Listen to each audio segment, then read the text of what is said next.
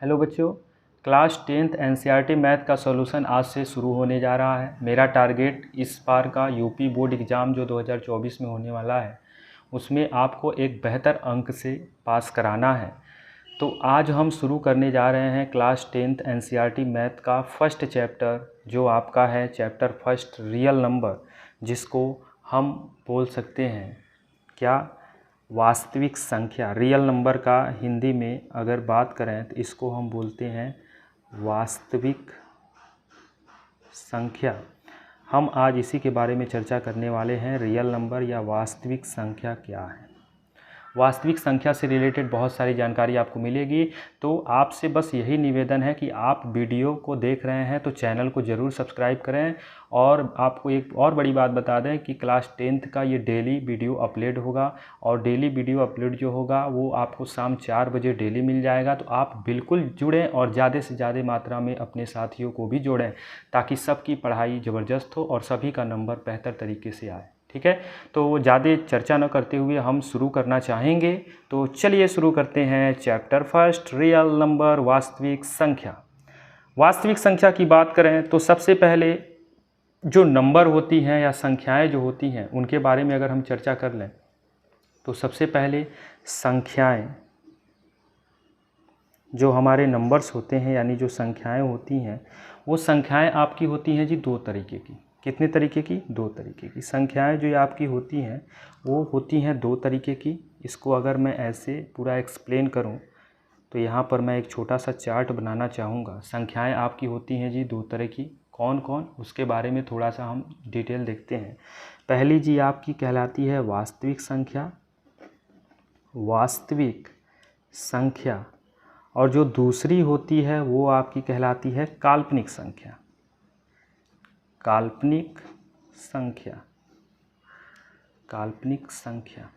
अब आपने वास्तविक संख्या देख लिया, काल्पनिक संख्या देख लिया, तो वास्तविक संख्या ही आपको पढ़ना है। काल्पनिक संख्या होता क्या है इसको आप समझते हैं।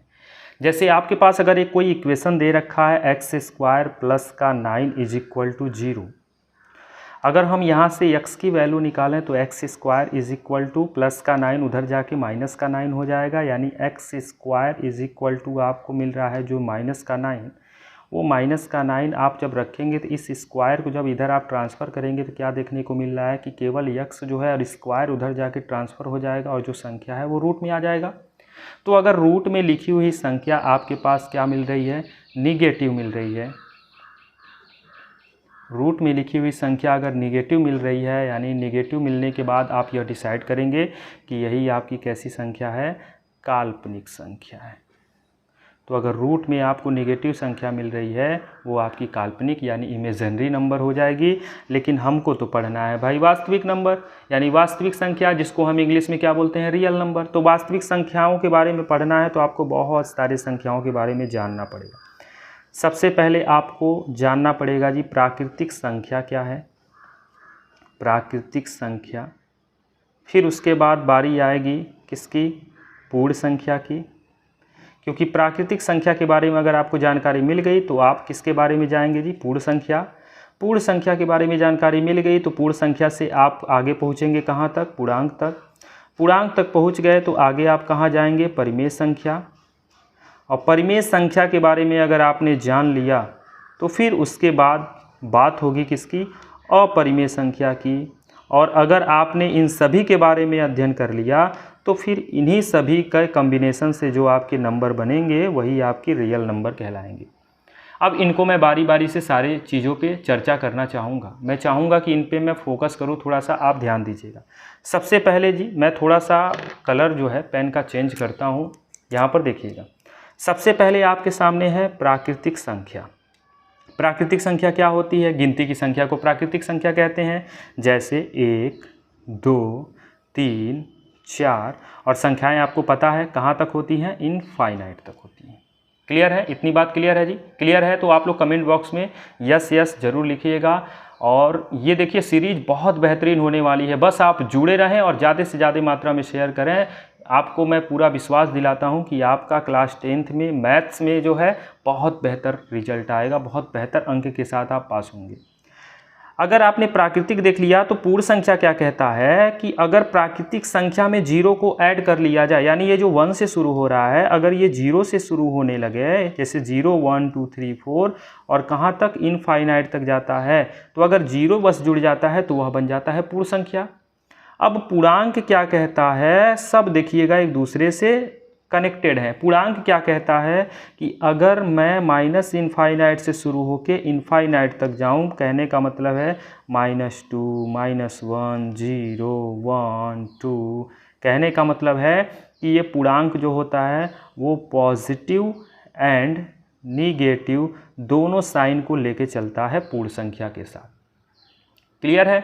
परिमेय संख्या क्या कहता है, परिमेय संख्या ये कहता है कि अगर आप हमको P/Q के रूप में लिख दीजिए और P और Q जो होने चाहिए वो आपके पूर्णांक होने चाहिए, और साथ ही साथ एक चीज़ और बोल देता है कि Q जो होना चाहिए वो ≠0 होना चाहिए। यानी ये जो P/Q के रूप में लिख रहे हैं, बस बटे में आपका 0 नहीं आना चाहिए। अगर 0 आ गया तो वह परिमेय संख्या नहीं होगा, और 0 अगर P के स्थान पे आता है तो चलेगा, लेकिन बटे में बस 0 नहीं आना चाहिए। अगर मान लीजिए P/0 है तो इसको हम क्या बोलेंगे, तो इनको बोलेंगे जी इनफाइनाइट। ये आपका इनफाइनाइट होगा। इसी की वजह से कहता है कि बटे में क्या नहीं होना चाहिए, 0 नहीं होना चाहिए। अब आगे आइएगा परिमेय संख्या। परिमेय संख्या जो होता है जी वो क्या होता है, रूट में अभाज्य संख्या होता है। अगर करड़ी में अभाज्य संख्या है, करड़ी में आपके पास अभाज्य संख्या है, जैसे करड़ी में अभाज्य संख्या 3 लिख दिए ना, या फिर करड़ी में अभाज्य संख्या हमने लिख दिया 23, तो ये जो संख्या बन रही है जो करड़ी से बाहर ही नहीं हो पा रही है, वही आपकी कहलाएगी पूर्ण संख्या। प्राकृतिक संख्या को आप किससे प्रदर्शित करते हैं, कैपिटल N से। पूर्ण संख्या को आप किससे प्रदर्शित करते हैं, W से, कैपिटल W। पूर्णांक को किससे प्रदर्शित करते हैं, कैपिटल Z से। परिमेय संख्या को किससे प्रदर्शित करते हैं, कैपिटल R से। और अपरिमेय संख्या को किससे प्रदर्शित करते हैं, कैपिटल R से। ये थे आपके जी पूरे डिटेल वास्तविक संख्या से संबंधित। अब हम कुछ और पॉइंट जो छोटे छोटे हैं उन पे चर्चा कर लेते हैं, फिर उसके बाद यह वीडियो आपका बहुत गजब होगा, यानी बहुत गजब का सेक्शन ये जाने वाला है।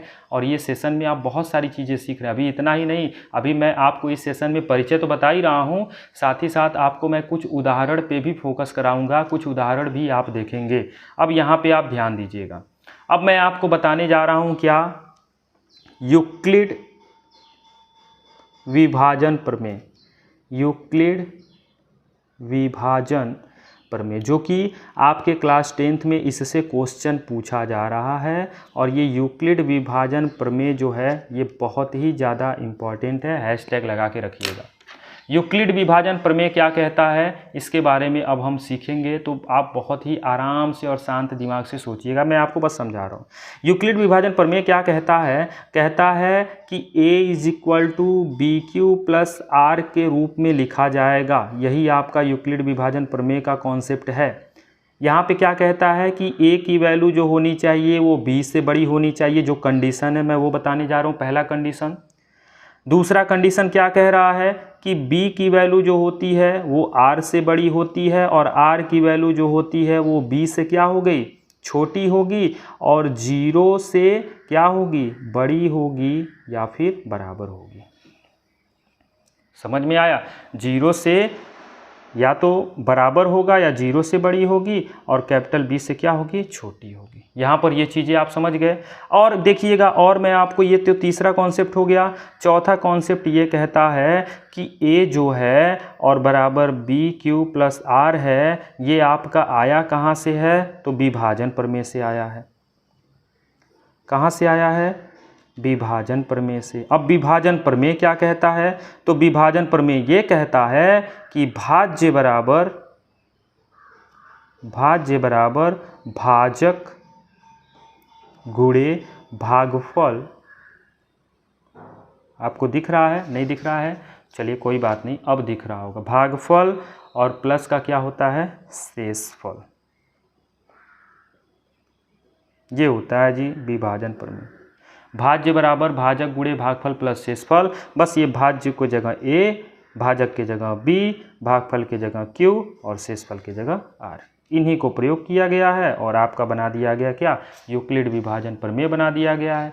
तो इन्हीं के बारे में आपको पहले चैप्टर में पूरा पढ़ना है। अब हम पहले चैप्टर के जो उदाहरण हैं उन पे फोकस करेंगे, क्योंकि आज का ये जो पहला लेक्चर है ये पूरा लेक्चर टोटली परिचय पे था और उदाहरण पे था। तो हम उदाहरण पे फोकस करते हैं।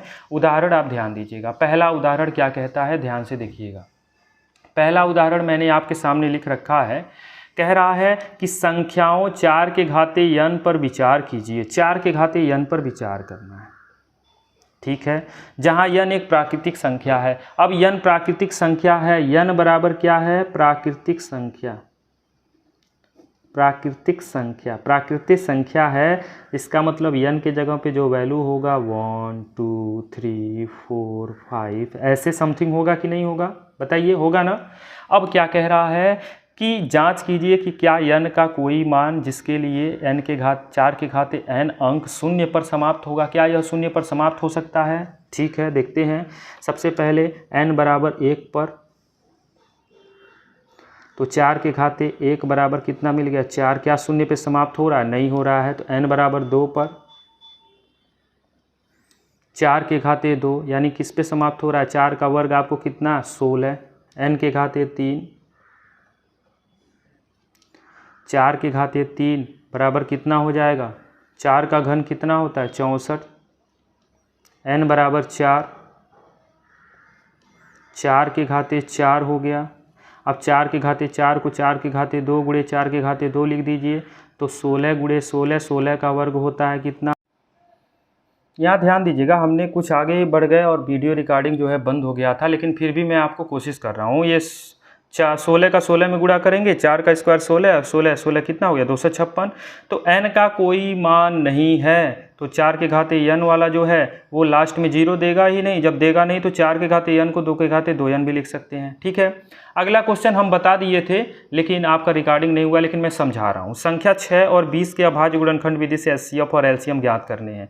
तो 6 का आप गुणनखंड करो तो 2 तियां 6, 20 का आप करेंगे तो 2 दूना 4 पचे 20, ऐसे हो गया। अभाज्य गुणनखंड विधि करते कैसे हैं, जो उभयनिष्ठ होता है वही HCF होता है। तो इन दोनों में से केवल 2 उभयनिष्ठ है, तो 2 आपका हो गया लॉसो। एलसीएम कैसे निकालेंगे, एलसीएम में जो उभयनिष्ठ है वो तो लिखेंगे और जो बचा है बाकी सब का गुणा कर देंगे। तो 3 2 5 बचा है, गुणा कर देंगे, 2 तियां 6, 6 दूना 12, 25 60 आपका आंसर हो गया। अगला उदाहरण क्या कहता है, ध्यान से देखिएगा।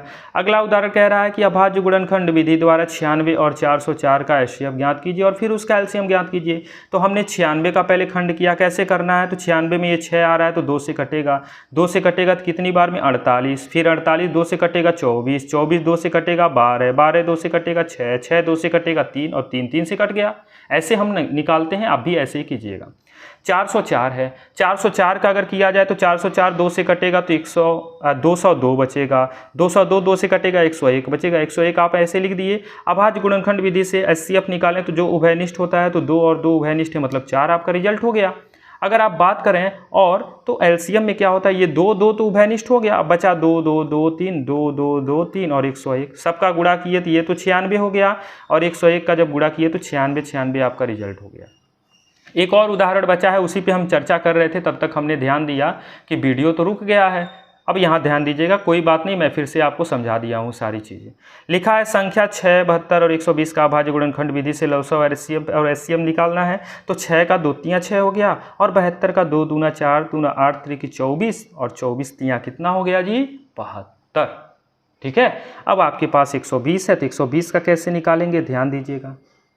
पहले 2 से 60 हुआ, फिर 2 से 30 हुआ, 2 से 15, 3 से 5 और 5, ऐसे हम सोच सोच के करेंगे। 2 दूना 4 दूना 8 3 24 बचे 120। ठीक है, अब आपसे क्या पूछा है, कह रहा है अभाज्य गुणनखंड विधि से, तो यहाँ हेडिंग लिख देंगे अभाज्य गुणनखंड विधि से, अभाज्य, एक मिनट, गुणनखंड विधि से, थोड़ा सा वीडियो रुक गया था, हमको पता ही नहीं चला, हम तो अभी को ध्यान दिए हैं, बट कोई बात नहीं। अभाज्य गुणनखंड विधि से सबसे पहले HCF निकालेंगे, किसका किसका, 6, 72 और 120 का। तो HCF निकालेंगे तो क्या क्या मिलेगा, ध्यान दीजिएगा। तो जो उभयनिष्ठ है, तो यहाँ देखिएगा ये 2 उभयनिष्ठ है, और क्या ये 3 भी उभयनिष्ठ है। दिख रहा है कि नहीं, ये 2 और 3 उभयनिष्ठ हो गया, तो बस 2 गुणे 3 यानी 2 तियाँ कितना हो गया 6, यही आपका हो गया HCF। अब एलसीएम देख लीजिए, एलसीएम कितना होगा किसका, 6, 72, 120 का। तो देखेंगे बहुत आसान है, कुछ कठिन है नहीं, ठीक है ना। तो 2 गुणे 3 तो ये हो गया, अब क्या क्या बचेगा, 2 2 2 2 4 बार, 1 2 3 4, और फिर 3 5 बच रहा है, 3 5, बस इसी का गुणा कर दीजिए है। और आपको पूरा जो है उदाहरण समझा दिया है। अगर आपको नोट करना है तो वीडियो में आप बने रहे हैं शुरू से लेकर लास्ट तक, तो सारी चीज़ें तो देख गए होंगे। अगर आप लेट से आए हैं तो फिर पुराना पीछे करके बैक करके आप सारा वीडियो देख लेंगे। आई होप आपका लेक्चर आपको अच्छा लगा होगा। ये सीरीज़ अब डेली 4 बजे वीडियो अपलोड होगी। थोड़ा आज पहला दिन है तो थोड़ा सा कुछ चीज़ें त्रुटि हो सकती हैं, लेकिन आगे से सारी चीज़ें जो हैं कोशिश की जाएंगी कि कोई भी त्रुटि न हो। तो बस यही कहेंगे कि आप ज़्यादा से ज़्यादा मात्रा में बस शेयर कर दीजिए, और चैनल को सब्सक्राइब नहीं किए हैं तो सब्सक्राइब करके बिल्कुल रखिए, और डेली 4 बजे हमारे साथ जुड़िए। Thank you so much.